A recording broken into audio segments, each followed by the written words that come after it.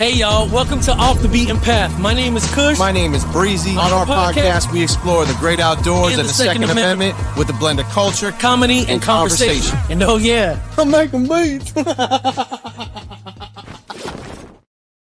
I'm making beats. One day I won't laugh at that. One day. Yeah, that doesn't get old. It doesn't get old. And everybody we've had is kind of like awesome.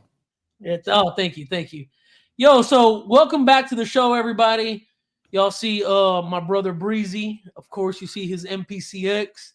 You got me, Cush, and tonight we have an amazing guest, Aaron from Armed Atlas, podcaster, two-way advocate, firearm enthusiast. But Aaron, that's what I know. Give us an intro to the people who may not know you. Tell us a little bit about yourself. Dude, first of all, to the two of y'all, thank you for having me on the show. Thank you for inviting me. It's really cool to be here. It's cool to be able to, obviously we chopped it up like for 30 seconds beforehand. You were telling me some stuff, and I want to make sure we get back to that, Breezy, because you've got some pedigree. But the people want to know maybe why the heck you invited me on. No reason, just been, since 2001. Podcasting. Used to have a show called Costly Conversations Podcast, eventually rebranded it to Gun Club Radio. So here we are. You guys have been on it at least one time, or Cush, you came on. Breezy, we got to bring you on now since we let Cush come on. Yeah. And it's been really cool because we've had conversations. We started having conversations pretty much exclusively with members of the Black community. When I was 2001, I was a younger man. And I started training out in Dallas. It was like 2 hours away from where I actually live, because I found out there was a gun club out there, part of the National African American Gun Association. And I was like, man, I want to train with these guys. So I went out there, started training about once a month, 2 hours there, 2 hours back. It was a great time. And then on Thanksgiving Day, I was out mountain biking a trail in my local community and took a bad spill, tore up my ACL again, and I couldn't shoot. I mean, you could probably shoot a little bit, but I couldn't get in the car, drive 2 hours, go shoot with the guys moving around, and then drive 2 hours back. It just wasn't feasible, wasn't doable. My wife wouldn't let me do it. So here I am. There it is. Here I am, wanting to stay a part of the community, but struggling to be able to do so because of like actual physical limitations, right? Yeah. There's recovery, there's rehab, all that. And so I was like, man, like, how can I do it? Then COVID hit, right? COVID was happening. Well, it was happening all during that, but it got worse because I got COVID. I finally got it after like months. And then we had in the state of Texas something called Snowmageddon. For those who remember, back in like 2001-ish, February, right? And during Snowmageddon, people actually died. It was that serious. And I'm stuck in the house. People are losing power. Kids that I'm working with in the community, I'm hearing that they have to go move in with like their aunts and stuff because their house is flooded, their pipes are frozen. It's just a bad time. And I've got a few days to basically do nothing. So I said, hey, I kind of want to do this show. I've been thinking about doing a show for years. Let's do it. So I teach myself how to edit. I teach myself kind of what, like, I'm like, I could just open the webcam, but I don't want to do that. I want to kind of take it to the next level. Yeah. What kind of camera do I need? So I borrowed a camera. I learned what focal lengths were for, like 35 millimeter on a crop sensor. It's like way too tight for what I wanted to do. So long story short, I created this show and I reached out to guys from the gun club and I was like, hey, can we get the president on? Can we get some of the members on? What can we do to kind of keep these conversations going? Because I'm learning so much.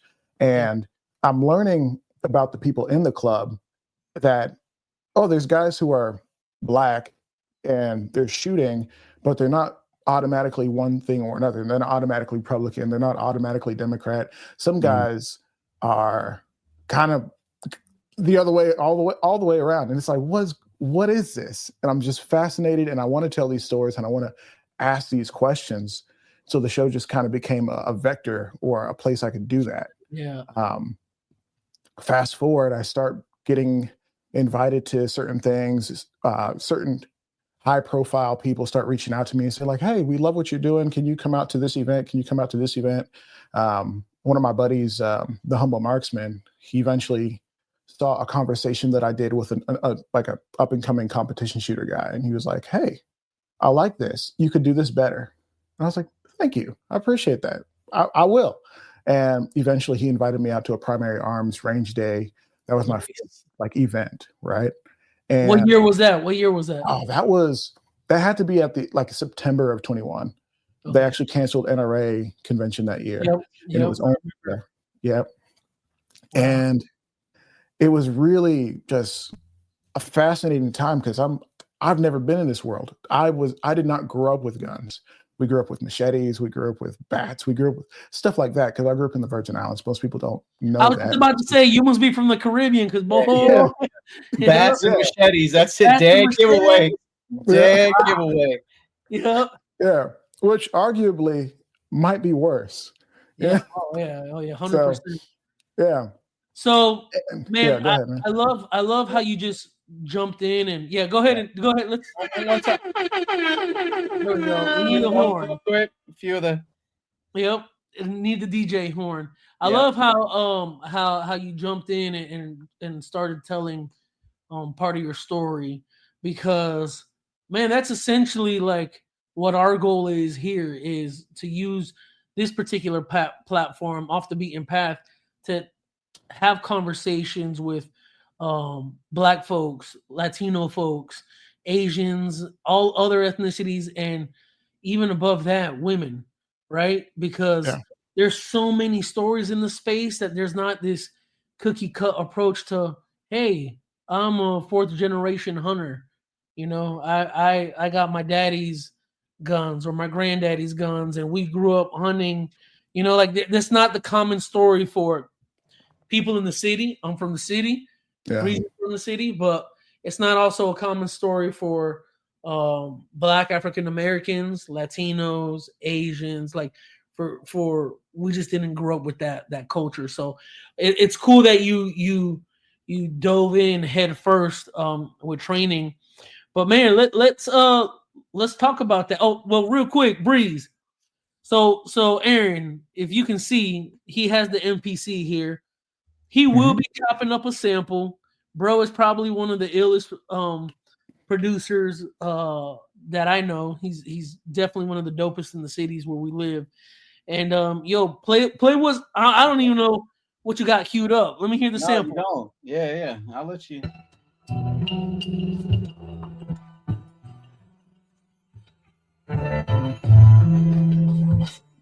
Yeah.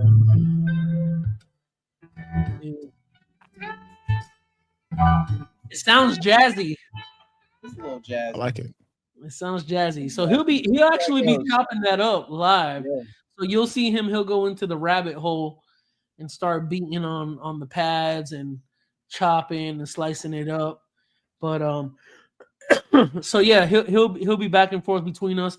He's also our board guy. He'll do the sound effects, and we'll pull him into the conversation because I know we had like he said the quick 30 seconds, and y'all figured out the Tom Joyner connection. That's it. Yeah, for sure. So, bro, tell us what inspired you to get into firearms. Man, that's a funny story because if you look at me today, if you look up like Armed Atlas, right, you see, Instagram and a YouTube channel, and there's cool gun reviews, and there's some videos that are, hundreds of thousands of views, and there's some that are just like, man, like people are really talking and having discussions and getting mad at this company because, they did an interview with me and they didn't like what they had to say, stuff like that. They see that. But in my regular life, I'm a very regular guy, and I've always been that way. I like guns and we have cool opportunities. But how did we get here, right? It all started when I shot a gun maybe once or twice before. Like I shot a shotgun when I was like 18. That was my first time shooting anything with gunpowder in it. And shotgun was incredible. Shooting a 12 gauge, just the power and just the force behind it. And it makes you respect guns. Yeah. Like 12 gauge says put some respect on my name. Like it's that serious. 100% that blowback. Right. And so having shot that, I was like, okay, cool. Didn't touch guns for like another 2-3 years after that. But I'm in college. We're living off campus. I have like 2 or 3 roommates. Our roommate situation was a mess. Like it was, we basically had like not like a halfway house, but like if you needed a place to stay, you were staying at my house. It was kind of ridiculous. That's cool. So wait, hold on. This is important to me. What Yeah. did you go to college for? What did you get your degree in? Psychology. I think that's amazing for 2 reasons. Because I think the preconceived notion that most people have about people that are passionate about the Second Amendment or even working in the space is that they're just enthusiasts or hobbyists, but you're a professional in mental health capacity, in social capacity, and you also happen to love firearms or Right. the Second Amendment. And so I want to say like that just goes to show the texture of the people in the space. Not everybody's working in the space exclusively as a marketing professional or a podcaster. Like you actually have, you wake up and you'll go to a job or your career rather. And so I think that's impressive because one of the things we're identifying through this podcast is we have an influencer. I think you actually know him, RGG. Yeah. So in his community, bro, you'll find lawyers, real estate agents, bankers, investment bankers. You'll find every type of career person from different walks of life who happen to be African American. It's not just like I'm a one-dimensional person. I have layers. I think Aaron even touched on that when you were talking about getting to know these guys at the range when you were going. Like you can't just put all these guys in a box because you look at them and it's a black guy and you think you already know. It's like, no, you can't. And I love that. That's one of the main things I love about the gun space is we're all so different, but we're connected in this community that we're building. And it's really cool to see. So I thought it was cool to hear you talk about that, like that was your perspective as well, that, hey, wow, this is cool. Why are these guys here? Where did they come from? What's their backgrounds? And it's cool to hear you speak on that. And then your personal experience as well. So that's dope. Yeah. Which also explains why you speak like this. I was saying, because we had a little bit, I know we connected. We said we made a little connection on the Tom Joyner morning show. I worked in radio for 12 years and that was one of the shows I ran. When you first started talking, I was thinking it's the afternoon ride with your man, Aaron. Armed Atlas. We got some Earth, Wind, and Fire coming up. You definitely, I think that could be one of your callings as well. I was going more like he definitely sounds like a psychologist. Like oh really? Yeah. Okay. Therapist. Oh, so Rob, listen. What brings you in? What brings you in today? Yeah. How did that make you feel? Tangent. Yeah, we're on a tangent. We go off the rails sometimes. Either or though. I like the way you went. Like I'm on the couch voice, and I went radio, afternoon, thunderstorm, evening mix. But that's what people say, like when they come on the show. A lot of people who come on the show, it's their first time. Maybe they're like kind of burgeoning or like budding creators or whatever. And they're nervous as heck. And I'm just like, let's just come on the show. I'll do my best to make it a comic experience. And then they start opening up and sharing things that maybe they shouldn't share. And you're just like, oh man. You're like, I'll edit that out. Don't worry about it. Yeah. It's fine. Don't worry. I'll edit it. So you're now you're actually a psychologist, right? No. I work in special needs. Man, that's amazing. Yeah. Man, that's so amazing, bro. That's incredible. Tell us about that. Yeah. So I work right now. Just I've worked in different facilities, but right at this moment, I'm working one-on-one with a particular client, and he's actually going through it right now. He's just had doing some Special Olympic stuff, hurt himself pretty bad. So we're trying to manage his recovery, and it's very different because, regular guys, when I say regular, people who don't have autism. Yeah. When you have an injury, generally just like, oh man, I hurt myself. What do I do? You kind of walk through those steps by yourself. But when you have a particular level of need and you need additional assistance, how do you support that person emotionally? Yeah. What do you have to help that individual with so that they can not re-injure themselves because maybe they have different habits or different things that they need to do, different ticks. Yep. And really it's just trying to be wise with that and try to help them to not re-injure themselves or to get through it emotionally, really. So. And that's amazing, the work you do, because I think there's this feel like for outsiders outside of the industry that people who love guns are boneheads. It's not all Yeah. that. It's not. I mean, you could say that, but it's not true, right? Like one of my buddies who he's a kind of a semi well-known curator in the gun space. He's a paramedic. Another guy who was in my club, he took a leadership position. He's like a tech professional. Another guy, similar stories. It's not everybody's just like, oh, I'm a cop or I'm a this or I'm a retired special forces guy. And I'm not saying anything bad about those guys, but that's kind of more dime a dozen. Like a lot of guys, they really are just regular guys, regular folks. Yeah. Right. So and they happen to like guns. So, okay, now let's get back to how you got into the firearm space. I know you said you first shot a shotgun, a 12 gauge, and it gave you a very healthy level of respect for the firearm. Yeah. Tell us about your first firearm you purchased. What made you want to go purchase it? And then we'll explore. We'll do some more exploration after that. Yeah. So I guess that takes us back to the apartment, right? Because we had that apartment. And it's like 11 o'clock at night. Me and my guy, Davion, were there. He's an aviation student at the time. And it's 11 o'clock at night. We're playing Madden. He used to tear me up in Madden, bro. It was bad. It was bad. We're talking about like 60-6 type stuff. Bro. Oh, wow. Yeah. It was bad. But I eventually got better. That said, one night, all of a sudden you hear front door. We're just like, okay, we got one guy, Josh. He's there. He's our white roommate. And we're just like, oh, it's probably one of his guys. They're coming out to go mountain biking or something at 11 o'clock at night, doing weird stuff like that. And then I'm like, hey, Josh, is that for you?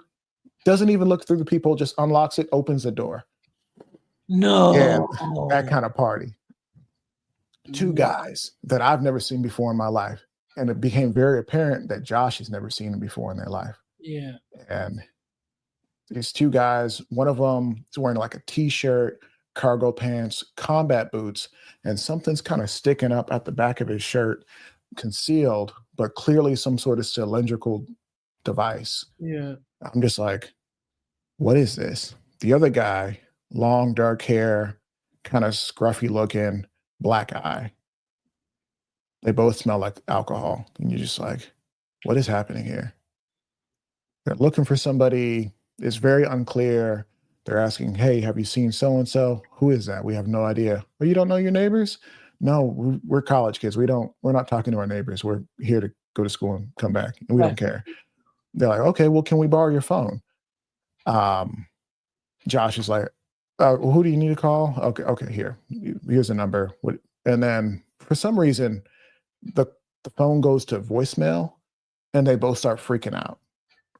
Like these guys just start freaking out. And at some point in that conversation, my guy is like, hey, go get something because these guys are trouble. And I'm just like, oh, snap. So I'm like looking through the apartment. I'm like, do we have anything in here that can kind of multiply force, like a force multiplier, like some sort of bat, some sort of knife or something? And really, we didn't have anything good, like no good options. Wow. And then they're standing, they're in your apartment. They're at the threshold. Okay. And at some point, after the phone rings and it goes to voicemail, the guy with the bat in his shirt, it turned out to be a baseball bat. Yep. The guy with the bat in his shirt turns to the guy with the black eye and says, that's it, you're dead. Like kind of storms off. And the guy with the black eye steps through the threshold and says, hey man, you got to protect me. Don't let him get me. I'm like, bro, you got to go. Like, I can't help you. Yeah. I don't know what he's got under his shirt. Like, what if he starts blasting? I can't help you, bro. Yep. And he starts freaking out, says, hey, we'll knock on all these doors, and literally starts banging on. We live in a nice apartment complex. Like, we paid a little extra to be there. Starts banging on all the doors in this apartment complex. And I'm just like, dang, okay, lock the door, shut off the lights. Let's go to this back room in case they start shooting through the door, something crazy. Yeah. Then I remember thinking like, dang, I never want to be in this situation again. Calling our other roommates, like, hey, man, don't come back to the apartment yet. Just stay out for a while. Like, I never want to feel like this again. Vulnerable. Like, I felt vulnerable. Like, not that I was like a coward in the situation, but I could not do more than what I was doing at the time. Yeah. Well, yes, but it's, there's a fear can keep you alive, right? Yeah. So there is a healthy level of cowardice that is required for someone to back away and go into the room. Like, I'm a traditional, like, man's man. I'll fist fight with any. I don't care. But I've learned, I just turned 41. I've learned in life that, like, man, it's okay for me to walk away. So. Yeah. So what if people think it was cowardice? Hey, I walked away with my life. That's what matters. And I mean, there's that. But I was engaged at the time. Yeah. And so I'm thinking, so what happens the next time someone comes knocking on my door? Because it can happen. This isn't a strange occurrence. People come knocking all the time. And it's somebody that maybe wants more than I'm willing to give, Like, if I have to defend my family, am I able to, or are we going to hide in a back room somewhere? Man, exactly. Yo, look, that's part of our, there it is, because that's it right there. Like, those are questions I think men, we ask ourselves as, the supposed and purpose provider, protector that we're supposed to be, right? But I don't think it's that. There's a lot of people who, men and women, who just don't think like that. But I think for men who come from, the certain fabric that we're from, or whatever it is, I would like to think that most men think, yeah, how do I protect my family? How do I, because I got married when I was 21. And my wife was 19. You know what I'm saying? Like, we were young, but I was 23, still pretty young. Yeah, and so, man, I definitely understand that feeling, because, man, we had kids back to back. Like, I'm 41 and my oldest is about to be 20. You know what I'm saying? So we had kids back to back, and instantly I was always thinking about, like, safety, protection. You know what I mean? And so it's awesome to hear you go through an experience and really put yourself in the scope of, I'm engaged, I plan on having a family. How do I prepare myself for it if this happens? And if it does, how do I handle it? So did you go get your firearm immediately after that, or?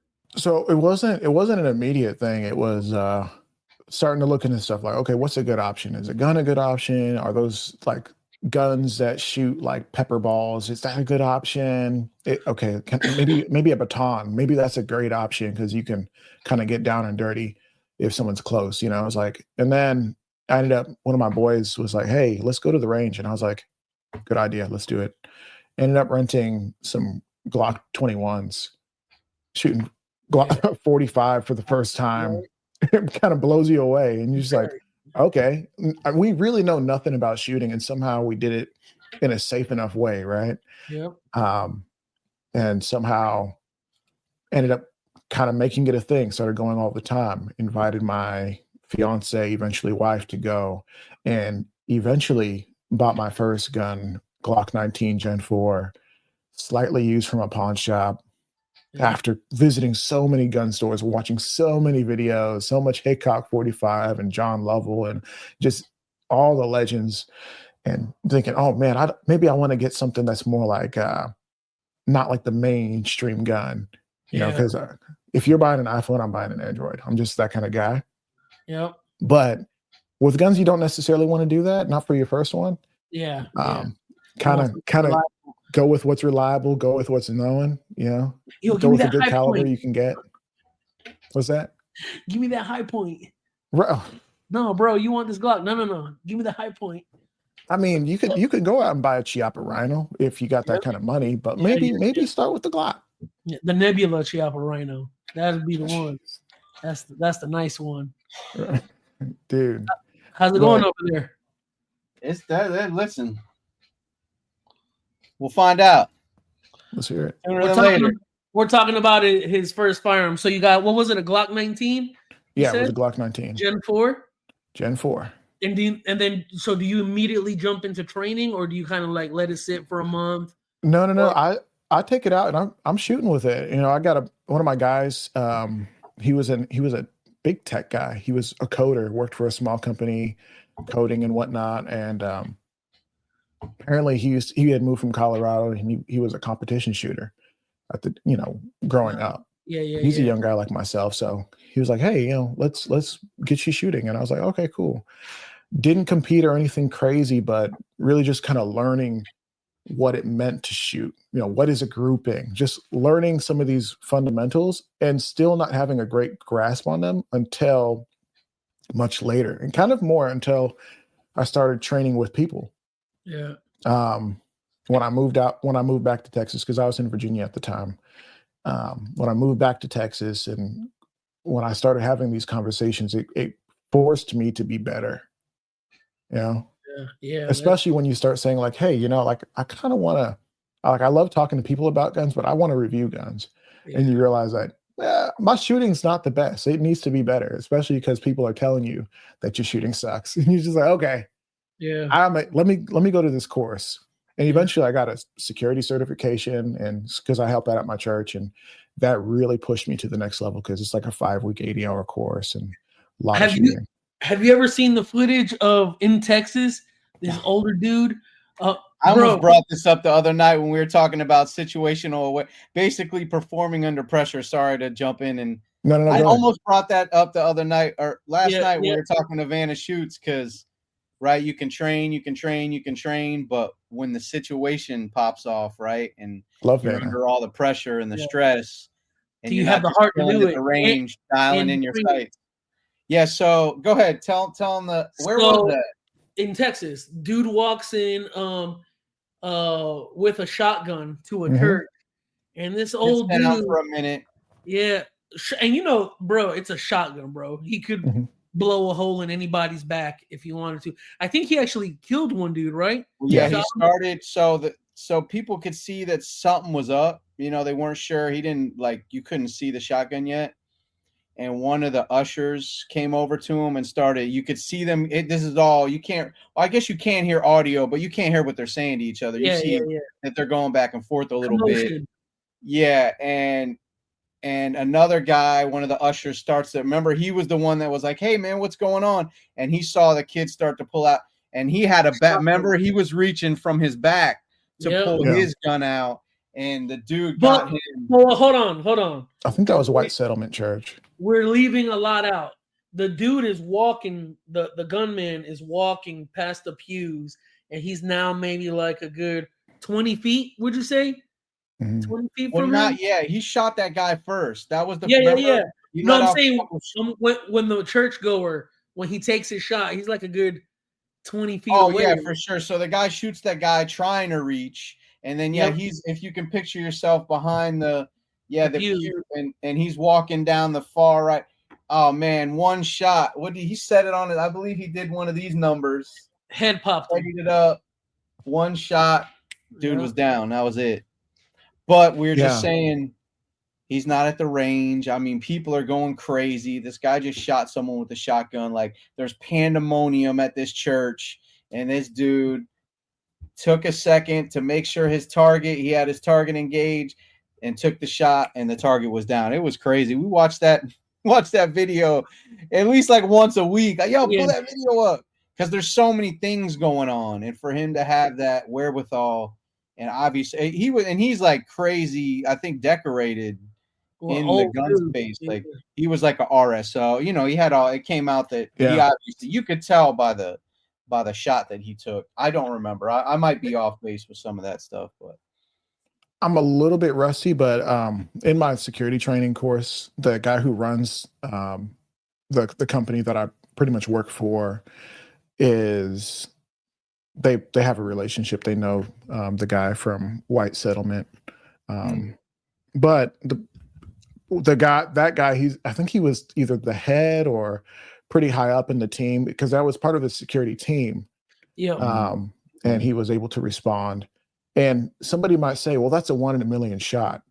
It's actually not. No. Yep. That's a shot that you gain over skill. It's a shot that you gain by building up your skill over time and really, pushing yourself to beyond what you think you can do. And yeah, there's the element of like, there's a lot going on. There's people running. Could just anybody do that? No. Some of that's God. Like, I'm gonna just say that some of that is the hand of God kind of guiding you to stop the evil that's, spreading itself around. And I don't think we should just dismiss that and say, oh, it's just a guy. Nah, like give God some of that. Yeah. So that's sad. Man. Yeah. That said, it's good to be prepared, and having gone through significant amounts of training, kind of in the pursuit of, hey, can I be a better gun tuber, right? And also, can I be a better father and protector? But also, can I be a better protector of my church? Because that's the whole reason I got my security licenses. I mean, I'm a private protection officer, which is the highest degree of security officer you can become in the state of Texas, because I wanted to serve my church in that kind of way. Now, can I do these things and keep my skill kind of just basic? No, you have to push harder. You have to say like, okay, so the state mandates 20 feet for, 5 shots within a, A zone at 20 feet. Well, can we take it to 25? Can we go a little further? Can we go a little faster? Can we really push ourselves to that next level so that we can be comfortable in the most uncomfortable situations? Yeah. Yeah. That's where I'm at. Right. That's what I would like to achieve. That's a gem right there.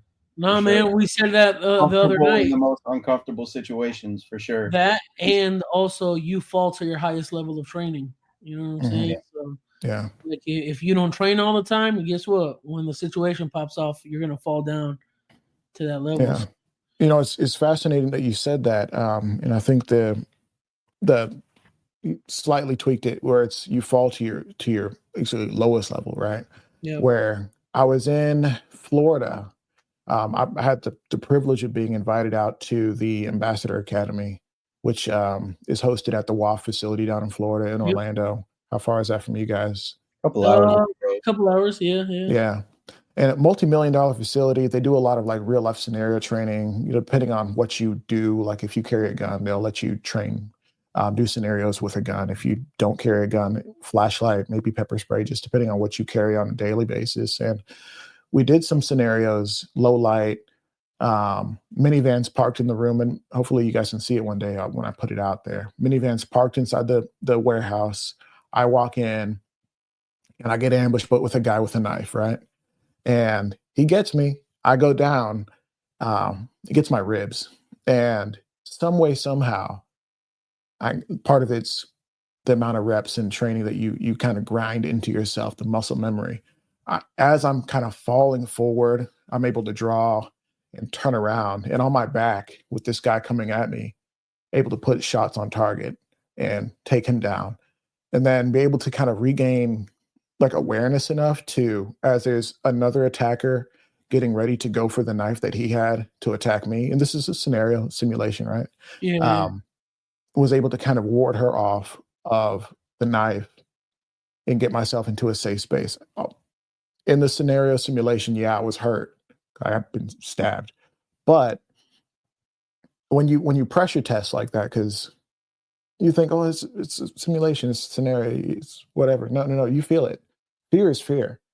Like the pressure is all there, and not wanting to get hurt, because the knife actually hurts. They use a certain amount of electricity in it so you feel it. And having to know that I was able to respond in that way, despite kind of being knocked down, and actually hit my head pretty hard on the rim of the tire. It's refreshing, and it makes you say like, okay, yeah, no one had to die. No one died. No one was going to die. But I can be a bit more confident in my skills and take that out into the range, and even ask myself, what did I do wrong? Because I did something wrong in that scenario. When I saw the way it was set up, I should have just backed off instead of kind of exploring more. Yeah. So. Yeah. Wow. Wow, that's great insight. Did you mag dump when you fell down? Oh yeah. Oh yeah. Yeah. You're like, oh yeah. This is going Absolutely. viral. Armed Atlas goes out with a bang. Well, it also taught me that 10 rounds is not enough. Not for me. Because in the few scenarios that I was in where I actually had to use a firearm, there was one time where I just engaged one guy, and I think there was like at least 7 or 8 shots that were fired in the first one, right? The second scenario, there were 3 guys attacking the vehicle, and I shot like 4 rounds at the guy coming around on one side of the vehicle, and then I got out and there was another guy who had a knife and he was getting ready to rush me, and I put another 6 on him. And then my mag's empty. And that's it. And you're done at that point. That's all you got. Now, that's it. You know, you carry a second mag, but a lot of people don't carry a second magazine. Yeah. So I'm like, I would love this 15. particular exercise and training, like they're like, you get 1 mag, or is it whatever you're usually carrying? That particular one, you can carry 1 mag. They ask you like, hey, with the low light scenario, they ask you like, do you carry a second magazine? And depending on the setup, depending on my setup, I may or may not carry a second mag. But that has me questioning my no mag setup. I'm just like, is this good enough? I normally don't carry a second mag, but I keep one in my truck, like in my car. And that's a question of like, okay, in a bad situation, can you fight back to your truck, or are you putting yourself at a severe disadvantage? And I mean, statistically, most people 1 mag is enough statistically. But bad stuff happens. We carry guns because bad stuff. That opens up another question.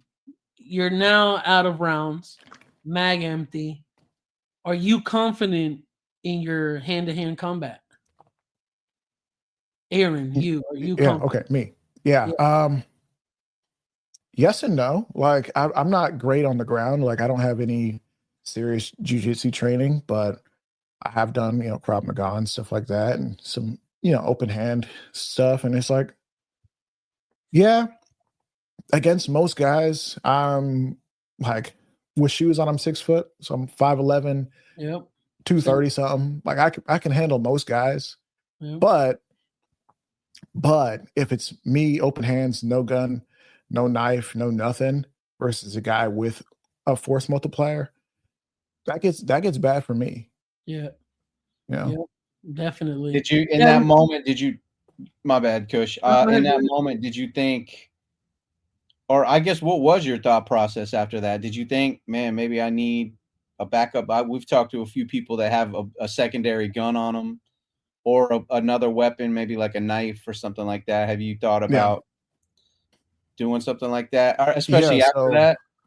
I actually do carry basically wherever I go, no matter what. I don't care where I am. In the state of Texas, there are some places where you are legally not permitted to carry guns, like the post office and court buildings and certain hospital systems. And you make your own decisions on what you want to do. But that said, I will have a knife on me. Generally keep it in my pocket, and shoot, I have a knife on me right now. So that's helpful. Yeah. But I like that. What was that? Oh, this is this little thing. This little thing right here.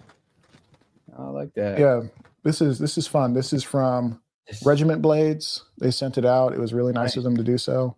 Yeah, but pretty much you don't have to know how to knife fight. You just have to know how to throw a punch. Boom. Yeah. And it'll hook them pretty good. That said, I keep that just because you never know. Yeah, for sure. Of course, even while I'm not carrying a gun, first thing in the morning, just hook it into the pocket, keep it moving. Remember, Breezy, that one video we saw? They're at the mall, 2 dudes. This dude is towering over this other guy.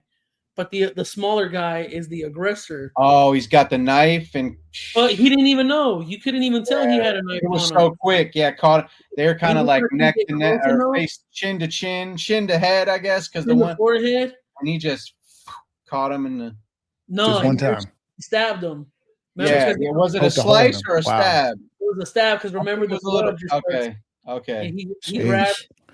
Yeah, but he was the aggressor. The little guy was the Yeah, aggressor. and dude just started leaking. He stood there for a second, and you could hear it, and then just collapsed because he was losing blood that fast. And it's Yeah, like, I mean, that's how quick it that's what they happens. teach you. There's timers and switches. You know, you get hit in the head, that's your off switch. If you get hit in an artery, that's a pretty quick timer. Yeah, So for sure.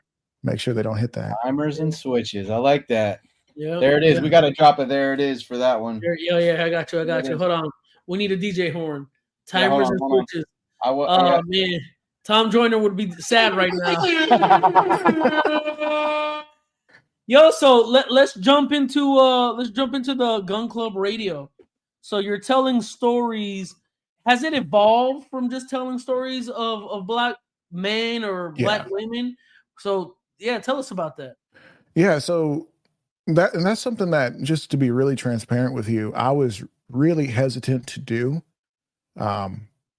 Having like my first guest who was not black individual on, I think it might have been like a Hispanic couple, a Latino couple out of Florida, and I was like, okay, I think that'll be acceptable, just because it's hard to find spaces in the gun community that are really committed to, you know, just honoring the black experience in the gun space and just being respectful and to be, you know, kind and thoughtful. And that's something I feel like I've done really well in telling these stories, right? And people took a lot of pride in that. And so for me, I was like, okay, well, there's still more stories to be told, but I'm meeting these people who have really good things to share. And I don't want to gatekeep or accidentally gate away good knowledge and information, things that we need to take and absorb as a people, right? As people who are interested in firearms, but maybe your background, your family background, maybe it is, but maybe it's not in the gun space. So why would I say, well, sir, you're not black, so I can't have you on the show? Like it started to not make sense. And I was worried because I was like, man, I don't want to make people feel like I don't care anymore. Yeah. But or that they're not welcome. Right. Yeah. And there's that too.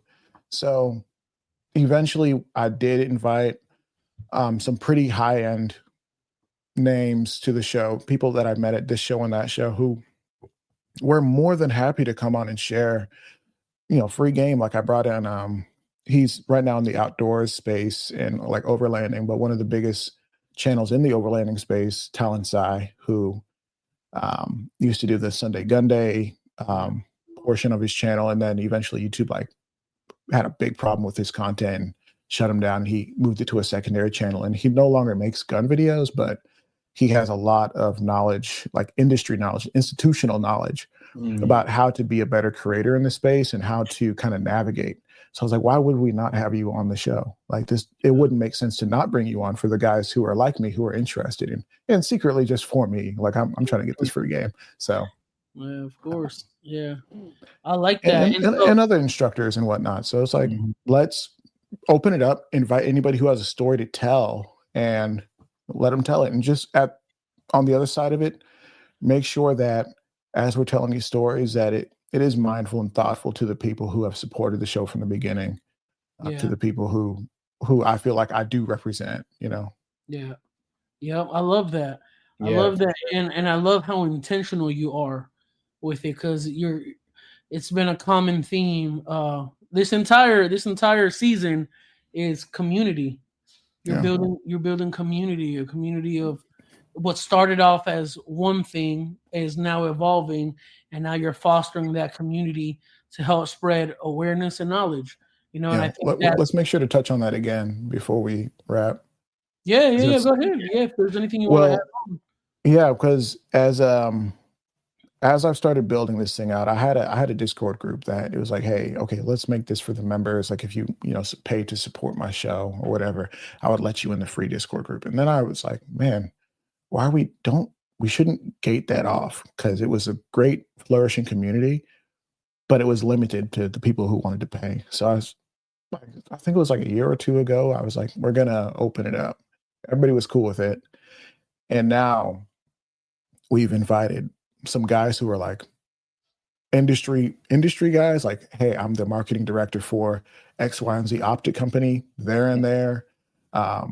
Guys who are just now getting into the space asking questions like, hey, like what's a good holster? What's a good first holster? And you're just like, I remember that.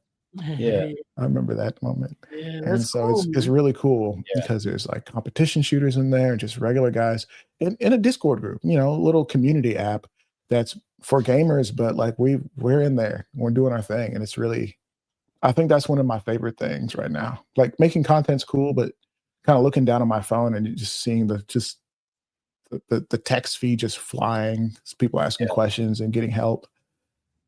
That's cool. That makes it special. We say that a lot because, man, if you just say, I do need help in this space, you're going to. Or I don't know. Yeah. Yeah, I don't know. Mhm. People pour into you. And that's one of the many things. I probably said all the things I love, but it's one of the many things I love about the 2A firearm outdoor space.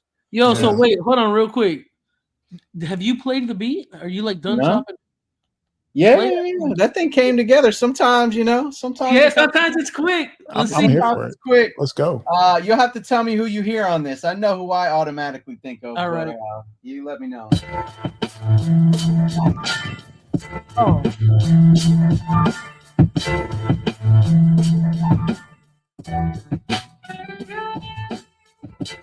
I already know. You hear a few people on that. Oh Actually. yeah. I definitely hear a Who? couple guys from Griselda, obviously. Okay. But I also hear Hove on some Get Money. Yeah, that's what I hear Pusha T on it. I was even thinking like Jada. Yeah, I'm not, man. Let me not say this on the. No, screw it. I'm not really a fan of Jada, bro. Yeah, it's all right. I'm not really a fan of Jada. Don't get me wrong. We take a little minute for music? We want to go like can you give us a top five real quick? Yeah. Wait. Aaron? Top Doesn't have to five is be in old any- Kanye. Old Kanye. Oh, Kanye. Okay. Okay. It doesn't. This is no order, by the way. Just five. Yeah. We got a shout out to one of the cool kids up in New York, Andy Mineo, if you're familiar. Yeah, Christian rapper. Yep. Yeah. We gotta say put. I would say Biggie, then Pac. Someone's gonna have a problem with that. Oh, so you're doing an order. Okay, all right. Okay. Well, if we're gonna be real, that list is not in order. But I would put Biggie over Pac just because there's some songs I'm waiting to see who this fifth guy's gonna be. Yeah, shoot. I don't know if I have a five. I feel like. Wow. I don't know. I'm thinking like Nas, Rakim, Prodigy, Mobb Deep, Andre 3000. So let me go back to my childhood. Chi-Town, so Common. I want to go back to my childhood. Who was I listening to growing up? Well, you're from Pimp C. No. Let me think. I have a couple top five lists. I have top five lists for duo rap groups. Ooh. I have top five lists. Kanye. My top five list of all time is definitely going to be Scarface holds the number one spot. Okay. Then on some, and some people may not agree with me with this, and I don't really care. But I am your list. I'm from the South. For Ownership and Hustle Alone, Master P. Okay. Following close behind him, Jay-Z. I don't have Big or Pac on my list. I used to have them on my list, but DMX has moved up and 50 Cent has moved up for me as I've gotten older. Because I like the whole, before I stepped into my faith and went into corporate America, I was a street kid. So I love hustle music. I love getting money. Rather, when I was in the world, that's the type of music I love. Like, if you ask me my top five, I don't know. I listen to some Christian rap, but lately I've been really deep into my old classic gospel music. So I mean, that's got a special place, right? Yeah, Yeah. always. Yeah. It's never a bad time for old school gospel. Ever. Never. Oh yeah. Never. Yeah. Oh yeah. So real quick, just because you said Kanye, old school, what you got one Kanye album? What is it? Probably Drop Out. Okay. Yeah. Okay. Yeah. What about you, Breeze? Oof, I love Dropout. I mean, really, he had like 4, probably Dark Twisted Fantasy.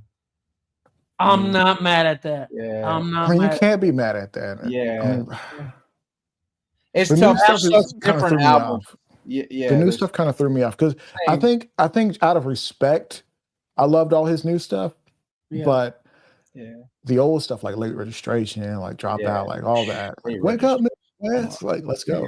Yeah. Like, just the creativity and the fearlessness. You know what I mean? Oh, he's Kanye. Yeah. Mm-hmm. Kanye. Well, my guy's a little crazy. I don't know, but hey, we all are. Yo, I love Kanye for sure. Like, I think that's a whole nother. Yeah, it's hard. It's hard. Yeah, I got you. Yeah, it's hard. You say, listen, we had a small conversation before we came on, and I worked in radio from about 2005 to about 2012. So if you can think of that era, it was a tough era for me, just because I was a very purist. That dude, I came up in the 90s. I was a 90s dude. Wu-Tang, Mobb Deep, like hardcore hip hop. And like real hip hop, right? Yeah.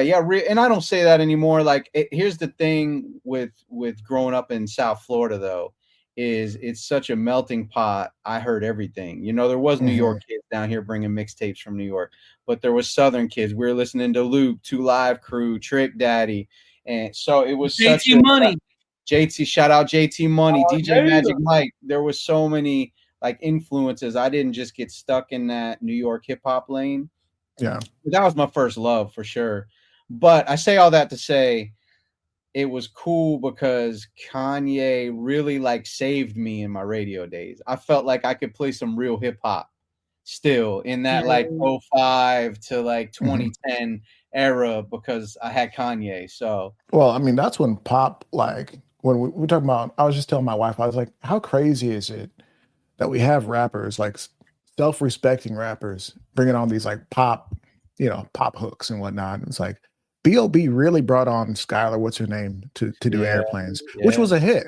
Like, it was a hit. I saw B.O.B. early, bro. You know who B.O.B. was touring with? You ready for this? Who was he touring with? Yellow Wolf at the time. Really? That was the first time we ever saw Yella. Breeze. That's funny. I remember B.O.B. I don't know if do you know who TJ Chapman is from TJ's DJs? Yeah, of bro. course. I remember going up to TJ's DJs events, and because he was his manager, and so we were all still underground because me and my brother were rapping for a while, and like I remember seeing him there, and it's just like, I mean, bro, it's all cool when creatives get together. Yeah, for sure. Yeah. All right, well, hold on, we got to hit you with the 3 questions because. Oh yeah, go ahead. We're let's bring this off. Let's bring this thing to a head. All right. Yep. So, even in men's fashion, they wear the satchel now or the crossbody. Indiana Jones had a satchel. So off body or on body carry, and why? Always on body. Always on body. I'll carry a satchel, fanny pack, manny pack, whatever you want to call it, but that's just for the extra stuff because I'm not trying to pump my pockets full of everything. Yeah. On body every time, all day, every day. Okay. And you say why? Just the time, and also I can be a little forgetful. So if I put a bag down that has a gun in it, it might stay down. Now, for me, that's why I experiment and I reach out to different companies that are working on different stuff. Like I'm doing some testing and evaluation for a company called Concealment Labs right now for their newest thing. It's like a belt that has like a firm portion on it that you can hook your magazine to, and it stays on your body. And it so far so good. I have notes. I do have some notes though. Well, okay. AR, AK, or shotgun, and why? AR all day. Wow, man. Yeah. It's like I think taking L's. Yeah, for sure. AR. It's been like straight AR for like the last 6 shows. Why the AR? It's America's rifle, man. Like the rounds are available. I mean, here's the thing: like a sick AK build, there's nothing quite like it. You know, it's a classic look. It's iconic. Sure. It runs in pretty much any weather. Like you take it up to Siberia, AK's gonna run. Like it is what it is. That said, if you want a round that's easy to get, it's not cheap. 5.56 223. Let's go. You know. So is that what your AR is? 5.56 223. It's a 223 wild, so it can run both, but the 223 will be a little bit more accurate. Yeah. Yep. Okay. My AR platform's a 300 blackout. So. I see you. All right. Hey man, that's that cool kid stuff. Spencer rounds. You're heading back to the training facility with the caravans in it. Except this time, there's really people in there trying to kill you. 20 to 30 of them. You got one guy you can bring with you. Jason Bourne or John Wick. Oh. Or you can throw in a third if you want. You can hit us with a sleeper. I mean, you didn't say Chuck Norris, so I'll leave that. I'll leave him on the list. Oh, really? Chuck Norris. Okay, Chuck Norris on the program, ladies and gentlemen. Gotta tell you folks. All right. I like it. Cool. But if I only could choose those two, I'm going Wick, just because he's known to take out a room of 30 dudes. I don't. Yeah. You know, Bourne, at least in Hollywood. You know? At least in Hollywood. At least but we were talking about it the other night. He did some real training. Yeah, oh yeah. I'm not saying you could do that and be John Wick in real life, but he actually did some really with Taryn. high-level training. Yeah, he did it with Taryn. He did it with Sean Ryan. Like they all, these guys can shoot. Yeah. You know, so. All right. Now another question. We got to throw this into rotation. Four questions. Are you fourth one. This is a mulligan. Right? Mulligan or no, audible. Audible, there you go. Audible. Are you said Blue 82, let's go. Yeah. Are you carrying with one in the head or are you gonna rack it? Is that even a question? I don't think so, because for me, I always have one in the head. Breezy always has one in the head. But there are people who, strangely enough, look. Yeah. Exactly. He's perplexed. Yeah. There it is. It's got one in the chamber, always. Yeah. Always. Take your word for it. It's in the safe, one in the chamber. If it's the go-to gun, it's loaded. Yep. No question. Yep. My shotgun is all always day, loaded. every day. Twice Shotgun's on Sunday. always loaded. My 9's always loaded. I mean, all of them are. The only ones that aren't are the AK and the AR. That makes more sense just because of the way it's designed. Yep. That makes sense. But if it's a handgun, if shotgun makes sense, like get a good holster. Yeah. Rack it. Load that holster. Let's go. All right. So before we wrap this, excuse me. Yeah. Tell people where they can find you, your socials. If somebody wants to reach out to you, where can they hear your podcast? Yeah, so everywhere where podcasts are cool, you can find it at Gun Club Radio.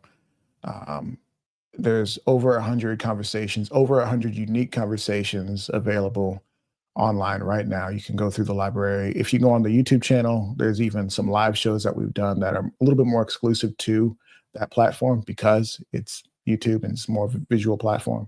Yep. And if you want to follow the gun review side, because it's two different sides, Armed Atlas, Gun Club Radio.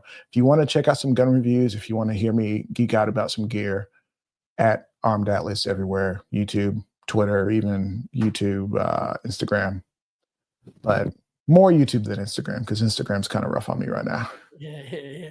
So are we going to say this is mission accomplished, Breeze, or what? Oh, mission accomplished, baby. You ready?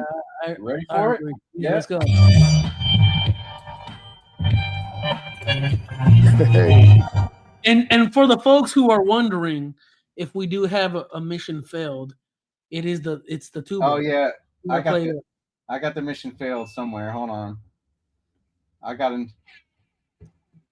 Oh, there it is. There it is. Oh no. DJ. Maybe we should just start rolling that out when people give us. I don't know why I responses think of we what was don't the like. game where it was like the hiker moving up the thing on Yeah. Price is Right. I don't know why I always picture that one. It's like the hiker guy and then Guys, thank you for tuning in.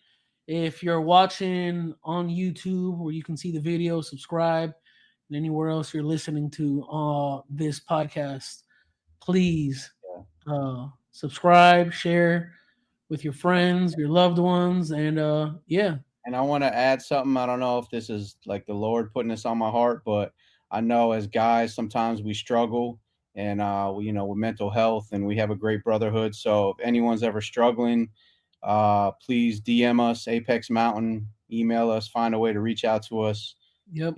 Just to know someone to be there for you, because we all go through stuff. So yeah, Absolutely. There it is. Thanks for being on with us, Aaron. Yeah, guys, thanks for having me. It's been fun.